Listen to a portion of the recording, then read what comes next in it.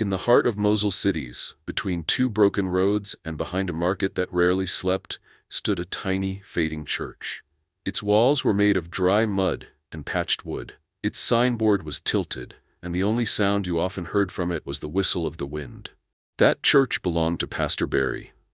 Every Sunday morning, Pastor Barrie stood behind the small pulpit, sweating in his faded white suit, preaching to empty chairs. Maybe 2 old women would come. Maybe one would sleep during service. Maybe none would drop offering. But he kept preaching.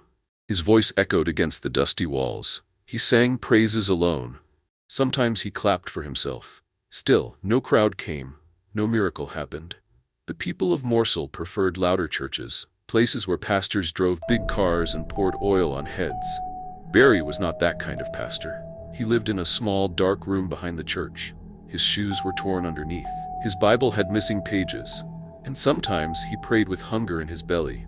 One night, when the moon was high and the city quiet, Pastor Barrie knelt on the altar and cried. "God," he whispered, "I am tired. I preach, but no one listens. I fast, but I am still poor. My church is like a graveyard." His voice broke. Tears dropped on the dusty altar. "I just want the people to come," he said. "I just want them to believe." As he prayed, a cold wind blew through the church. The candles beside him flickered, and the shadows on the wall began to dance. He looked up quickly, but the door was shut. Please, if you're enjoying what you're watching, make sure to hit that subscribe button and join our community. Don't forget to click the bell so you're always the first to know when a new video drops.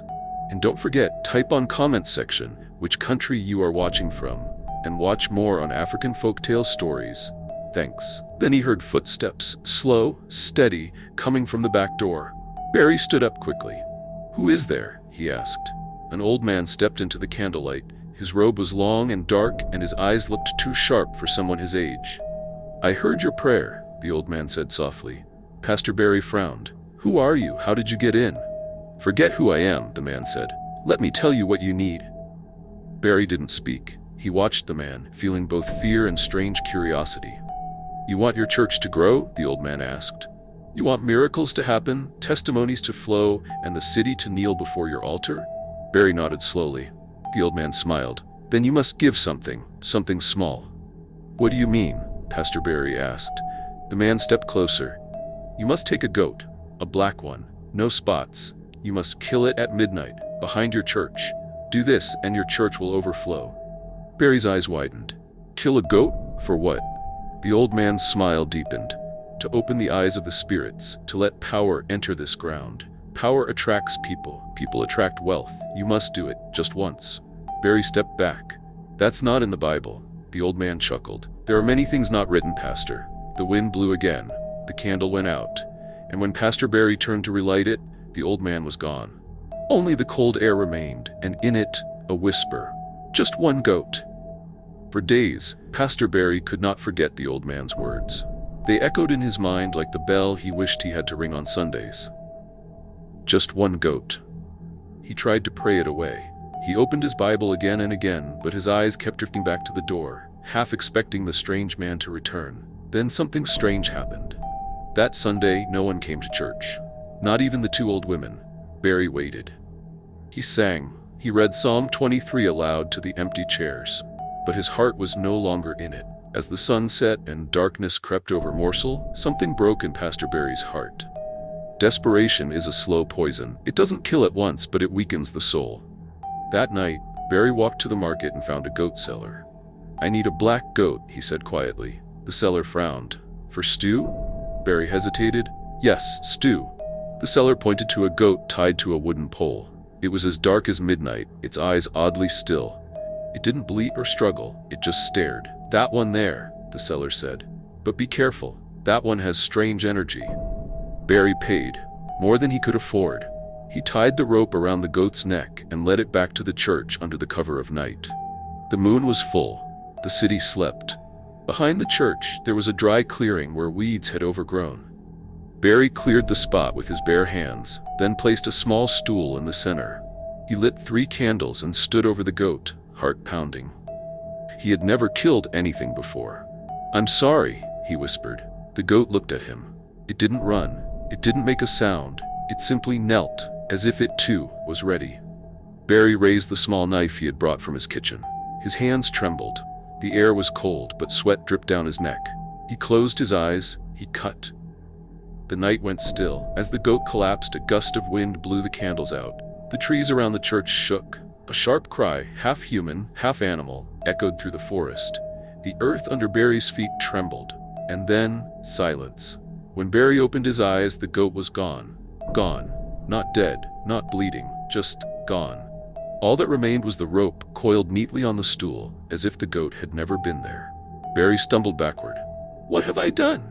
But in the silence he heard it. The faint sound of singing. Praise songs. From the front of the church. He ran back around to the entrance and stopped at that. People were there. Not 2, not 5, dozens. They were sitting, waiting, singing. "Mama," one woman was saying, "I heard this church is now on fire for God." Another man whispered, "I saw this pastor in my dream. He told me to come." A child pointed toward the altar. "Mama, that's the man. The one from my dream." Barrie's mouth dropped open. He stepped inside slowly, unsure if he was dreaming. "Pastor," someone shouted, "we've been waiting." Barrie walked up to the pulpit. His legs shook. His voice was weak. Praise the Lord." "Amen," they shouted. The walls trembled from the response. That night, the church overflowed. People fell under anointing.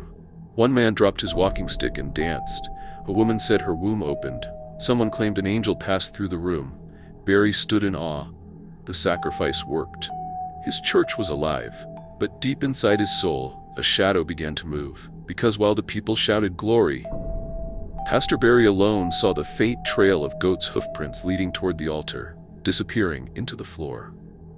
In just 2 weeks, Pastor Barrie's little church became the most talked about place in Morsel Cities.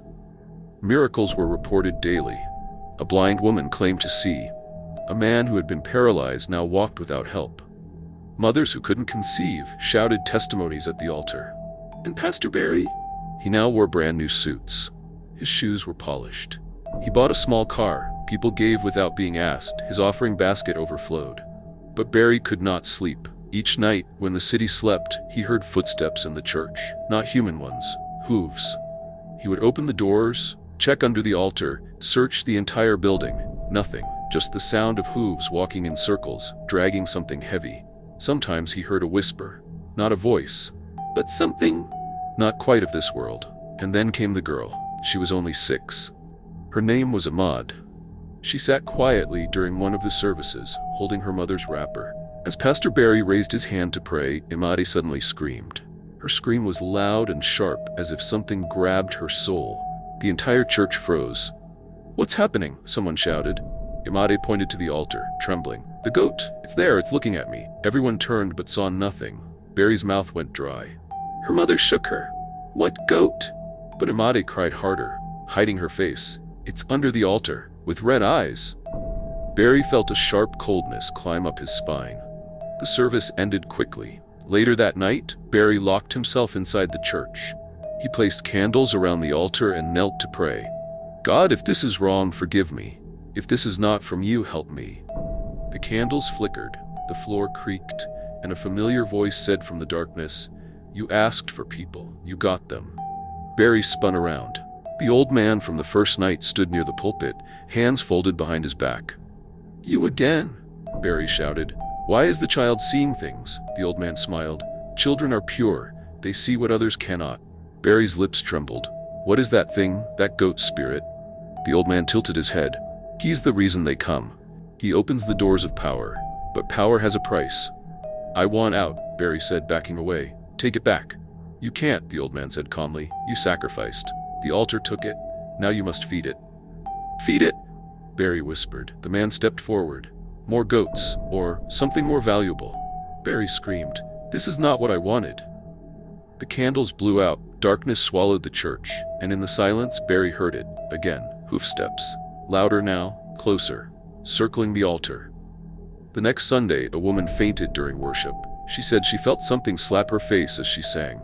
Another man claimed he saw blood on the walls, but when others looked, there was nothing. People whispered, "Something is wrong," but they still came, because where there is power, people gather, even if they don't understand it. Barrie tried to preach, but his hands shook.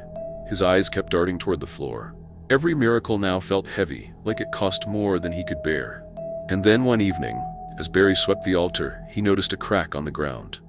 Thin, barely visible, but from it came a smell. A mix of blood, ash, and something wild. He dropped his broom.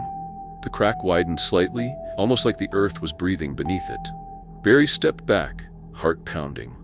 The goat was not gone, it was waiting.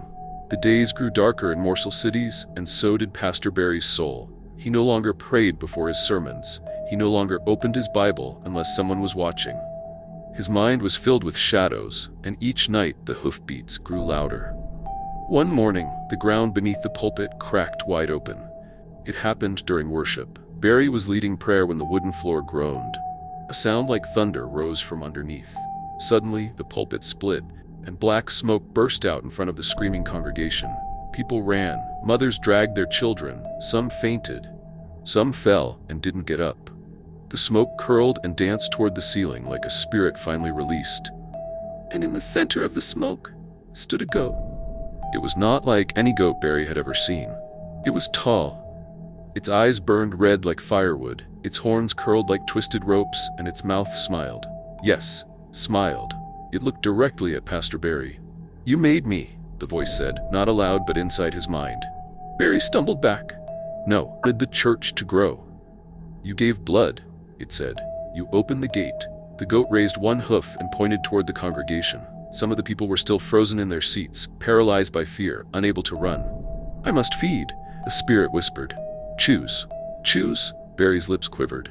"Give me someone," the goat said, "or I'll take them all." Barrie's knees buckled. "Please, don't hurt them." "Choose," it growled, and Barrie made a choice. He pointed to a man near the back, a stranger Barrie didn't know well, a visitor, someone who had just come to see what the church was about. The goat laughed, and in a blink, the man fell, clutching his chest. He screamed once, then he was still. The smoke vanished, the crack sealed, the goat was gone. Barrie was alone, shaking, staring at the lifeless body. The next day, the man's death was blamed on a heart attack. The church mourned, but they returned the following Sunday. Miracles continued. People shouted louder, danced wilder, gave more. But Barrie knew the spirit had tasted blood, and it would ask again and again. Each Sunday, Barrie stood behind the pulpit, smiling while his heart bled. He looked at the crowd and wondered, which one will I give this time? He was no longer a preacher. He was a collector. The goat's voice came in dreams now and in mirrors. Sometimes Barrie would blink and see a hoof instead of his own hand. He couldn't recognize himself anymore. The old man appeared once more. "You see now?" he asked. "What is it?" Barrie begged. "What did I bring into this church?" The old man's eyes glowed.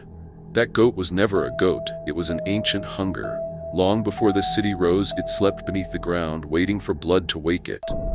"Then help me," Barrie cried. "How do I stop it?" The old man turned and began to walk away. "There is only one way to close the gate." Barrie ran after him. "Tell me."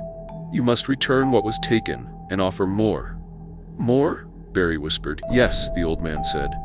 "This time, not a goat, but a shepherd." And with that, he vanished into the wind. Pastor Barrie did not eat for 3 days. He locked himself inside the church, the once holy building now filled with echoes, shadows, and secrets. He watched the altar, no longer wooden, but a gateway. No longer sacred, but cursed. Every breath he took felt borrowed. The goat had returned twice since the crack opened. Twice, Barrie pointed to someone in the crowd. Twice, someone died. He had become something else. Not a man of God, but a man owned by the dark. On the third night, Barrie heard a child's voice crying outside the church. He peered through the cracked window. It was Ahmad again, the little girl who first saw the goat. She stood in the rain, clutching a small doll, her eyes wide with fear. "No more," Barrie whispered. "Not the children." He opened the doors and let her in. "Why are you here?" "The goat wants me," she said. "It talks to me in dreams. It says I have light, and it wants to turn it off." Barrie knelt, shaking. "Ahmad, listen to me. You must never come here again." "But you open the door, Pastor," she whispered. "Only you can close it." And then the ground trembled. A wind blew through the church, even though no windows were open. The candles went out on their own. The crack in the floor burst wide again. From it rose the goat, larger, darker, crowned with horns like twisted trees. Its eyes glowed like 2 red moons. "You owe me," it said. "One more soul." A maid screamed and hid behind the pulpit. Barrie stood between them, shaking. "You will not touch her." "She is light," the goat said. "She will undo everything." "Then take me," Barrie shouted. "Silence. Take me instead. I was the one who brought you. I was the one who bled the altar. I am the shepherd. Let the sheep go." The goat tilted its head. "Willingly?" "Yes," Barrie said, tears falling. "Willingly." The goat smiled. It raised one hoof and touched Barrie's chest. Barrie felt his heart stop, but not with pain. It was cold, empty, like everything inside him had been pulled out. His vision blurred. He saw flashes of the first goat he killed, of the first miracle, of each person he sacrificed, of the crowd cheering, of Ahmad's tiny hands covering her ears. And then, darkness. When Ahmad opened her eyes, the goat was gone. So was Pastor Barrie. But something was left behind. Where the altar once stood, now burned a strange mark, a circle with the shape of horns. The people came the next Sunday, but the door would not open. The church was sealed. The building was torn down weeks later. The land was sold. And then rumors began. That at night, a man in tattered robes walks the old church grounds, mumbling sermons to the wind. That sometimes you can hear drums, deep, haunting, beneath the soil. And that if you listen closely, you'll hear hooves circling the place where the altar once stood. Some say Pastor Barrie was taken. Others say he became the altar himself. But one thing is clear in Morsel Cities. Power never comes free. And behind every miracle, there is a price. The end of the story. Please don't forget, if you're loving this video, go ahead and tap that subscribe button. It's free, and it helps us bring you more awesome content. Don't forget to turn on the bell so you won't miss a thing. We're so happy to have you with us. And if you're enjoying what you're watching, make sure to hit that subscribe button and join our community. Don't forget to click the bell so you're always the first to know when a new video drops. And don't forget, type on comments section which country you are watching from, and watch more on African folktale stories. Thanks.